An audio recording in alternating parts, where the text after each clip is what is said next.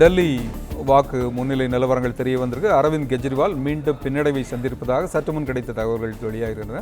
அங்கே வந்து 6 சுற்றுகள் புதுடெல்லி தொகுதியில் போட்டியிட்ட கெஜ்ரிவால் 225 வாக்குகள் பின்னடைவை பெற்றிருப்பதாக தகவல் தெரிவிக்கிறார். 6 சுற்றுகள் முடிவில் அரவிந்த் கெஜ்ரிவால் 12,163 வாக்குகள் பெற்றிருக்கிறார். அவரை அடுத்து வரக்கூடிய பாரதிய ஜனதா கட்சி வேட்பாளர் 225 வாக்குகள் முன்னிலையில் இருப்பதாக தகவல்கள் தெரிவிக்கின்றன.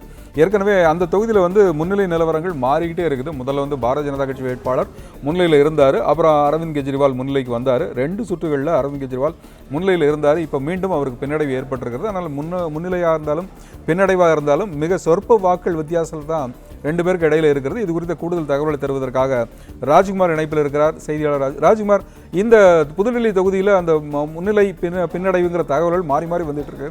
உங்கள் தகவல்களை நீங்கள் பதிவு செய்யலாம். புதுடெல்லியில் தொடர்ச்சியாக பார்த்து கொண்டிருக்கின்றோம். அந்த முன்னிலையும் பின்னடைவும் தொடர்ச்சியாக மாறி வந்த வண்ணமாக இருக்கின்றன. குறிப்பாக புதுடெல்லி சட்டமன்ற தொகுதியிலே அரவிந்த் கெஜ்ரிவால் போட்டியில் இருக்கின்றார். அவரை எதிர்த்து பர்வேஷ் ஷாகிப் பாஜகவின் நட்சத்திர வேட்பாளராக இருக்கின்றார். 2 முறை நாடாளுமன்ற உறுப்பினராக இருந்தவர். பாஜக வேட்பாளர் அரவிந்த் கெஜ்ரிவாலை எதிர்த்து போட்டியிடக்கூடிய அவருடைய தந்தை முதலமைச்சராக எல்லாம் இருந்தவர், பாஜகவின் முதலமைச்சராக. எனவே அவரும் ஒரு பாரம்பரிய அரசியல் குடும்பத்தில் இருந்து வந்தவர். புதுடெல்லி சட்டமன்ற தொகுதியிலே கெஜ்ரிவாலுக்கு நேரடி போட்டியாக வலிமையான வேட்பாளராக பாஜக அவரை களத்தில் இறக்கி இருக்கின்றது.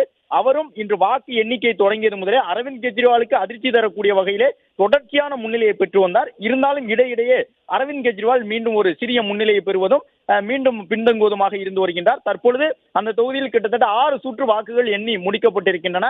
6 சுற்று வாக்குகள் எண்ணப்பட்டு வரக்கூடிய நிலையில் 225 வாக்குகள் வித்தியாசத்தில் அரவிந்த் கெஜ்ரிவாலை காட்டிலும் பாஜகவின் பர்வேஷ் ஷாகிப் முன்னிலை பெற்றிருக்கின்றார்.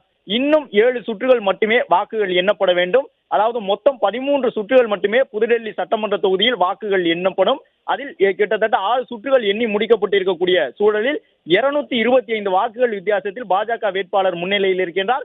இன்னும் 7 சுற்று வாக்குகள் எண்ண வேண்டும். ஆம் ஆத்மியினுடைய பல வேட்பாளர்கள் தற்பொழுது ஓரளவு முன்னிலை பெற்று வரக்கூடிய சூழ்நிலையில் ஆம் ஆத்மி கட்சியும் கிட்டத்தட்ட 30 சட்டமன்ற தொகுதிகள் வரை முன்னிலையில் இருக்கின்றார்கள். பாஜகவும் அவர்களுக்குமான வித்தியாசம் என்பது 10 சட்டமன்ற தொகுதியாக குறைந்திருக்கின்றது. எனவே ஆம் ஆத்மி கட்சியினர் சற்று நிம்மதி பெருமூச்சு விடக்கூடிய நிலையில் தற்பொழுது கெஜ்ரிவால் பின்னடைவை சந்தித்திருக்கின்றார் என்ற தகவல் வெளியாகி இருக்கின்றது.